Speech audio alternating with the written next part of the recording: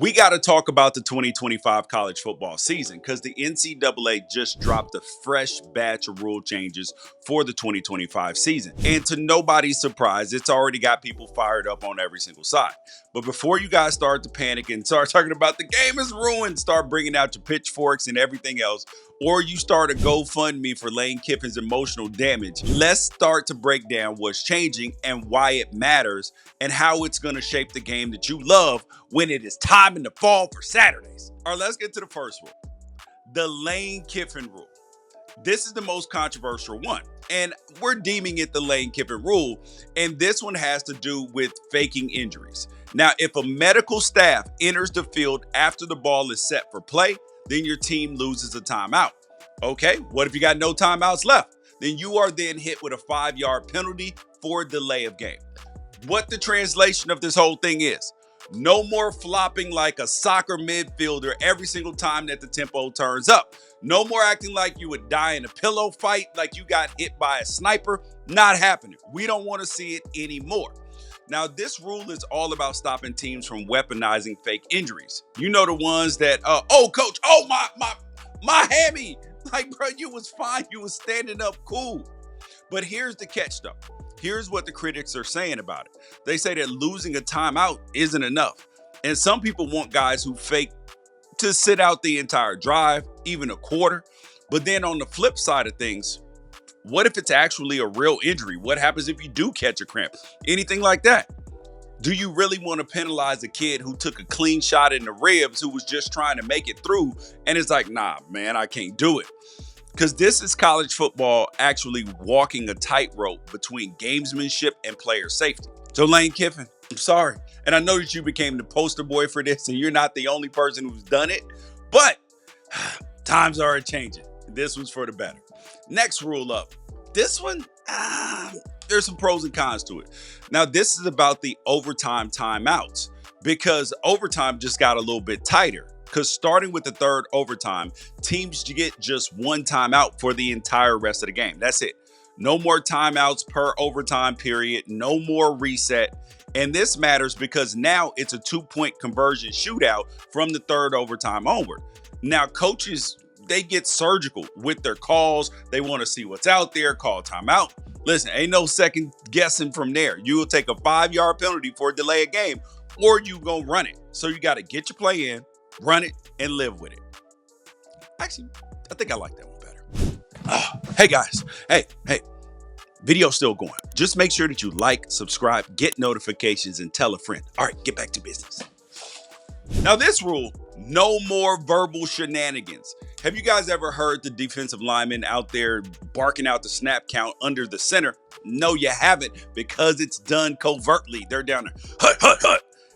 And there's no more of that. So defensive players can't call out signals that mimic the offense anymore. No more yelling hut or set or none of that stuff.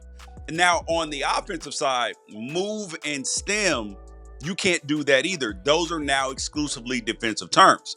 Now, this is supposedly going to reduce false starts and encroachment, neutral zone infractions, and all of that, and help tempo teams play clean on their execution. Now, this set of rules we're going to call miscellaneous mayhem. The fine print that'll cost you a game. Now let's get into the fine print, because these are the rules you won't hear screamed about on ESPN, but you will absolutely see decide a game this fall. Now here's the first one. Say goodbye when it comes to replay to confirmed and stands on replay reviews. From now on, it will either be upheld or overturned. Simple, clean, no more confusion. Finally, a common sense take, right? Are we sure about that? Because everybody understood what confirmed or stands meant. Upheld or overturned. Okay, now you're just changing the verbiage. Nothing's going to change. The next rule up. This one is an interesting rule because this one applies to scrimmage kick formations because they're being policed. Now, if you want to line up for a punt or a field goal, you know how teams will line up in weird formations. You're like, bro, what are you guys doing? Well, now you cannot have a guy standing directly behind the snapper between the kicker and the line. So this mainly applies on punts though, because if you're not using a scrimmage kick formation, you better have 5 linemen wearing numbers between 50 and 79 up front, period. That's it. You have to do that. And if the snapper lines up on the end of the line instead of in the middle, he then loses protection because the defense can line a guy up over him and go full bull rush.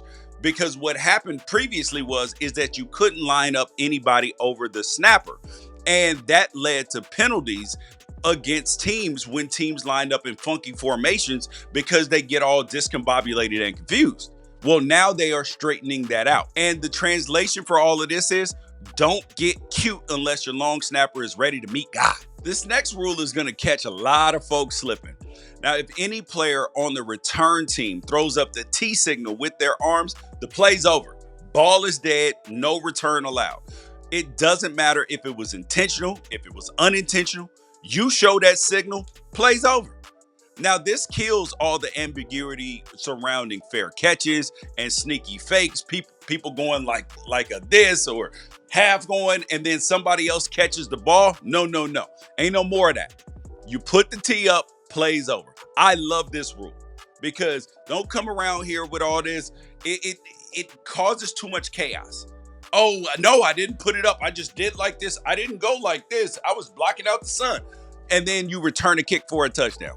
Man, play straight up. Oh, the Dan Lanning rule. The NCAA changed the rule so quick because it happened to Ohio State. And this one is big for end of half situations, whether it's the first half or the second half. If the defense comes out of a 2-minute timeout with more than 11 players on the field and they influence the play, it's a 5-yard penalty. Oh, but that's not it because the time could be over, right? The offense can also reset the game clock to where it was before the snap. This is actually huge for teams trying to preserve every single second. And now that if that 12th guy is clearly sprinting off the field and it isn't affecting the play, refs can let that slide. Now, this is actually a common sense ruling, finally. Instead of just saying 12 men on the field and they get the chance to reset the clock. It depends on whether it has an impact on the play or not. Now, this play specifically happened in Oregon versus Ohio State. Oregon intentionally put 12 men on the field to make sure that Ohio State couldn't get a pass off, or it became way more difficult. They used more time. And then Ohio State ended up losing the football game. And this rule closed up a loophole. So I'm not mad at Dan Lanning in Oregon for using it. That was genius. You were playing within the rules, but now it's outside of the rules. So play within the rules. This rule has an impact on me and my family because FCS schools can now get to join the 21st century.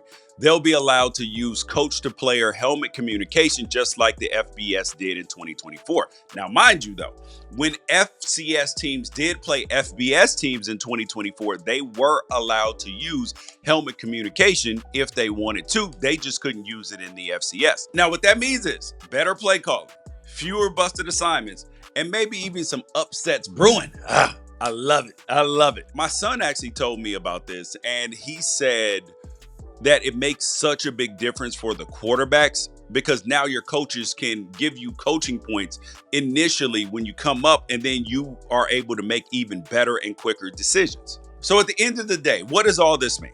The NCAA is tightening up the game, and these are actually common sense rules for the most part. Less chaos, more tempo, clearer execution. Scoring should go up, especially with fewer fake injuries killing timeouts and killing momentum. Now, games might get a little bit shorter because there's less dead time, more actual football. And then the number of plays run, expect tempo to actually feast with these new rule changes. But it's not all sunshine because these rules do have some growing pains. There's going to be some misinterpretations. There will be loopholes, but college football is adapting. And whether it's for better or worse, you'll still be glued to the screen every single Saturday, just like me. So what do you guys think? Is the NCAA fixing the game or just overreaching again? Drop your thoughts in the comments. Like the video if you love the game. And don't forget to subscribe because here we keep it bold, we keep it honest, and most of all, we stay unafraid. Be one of us.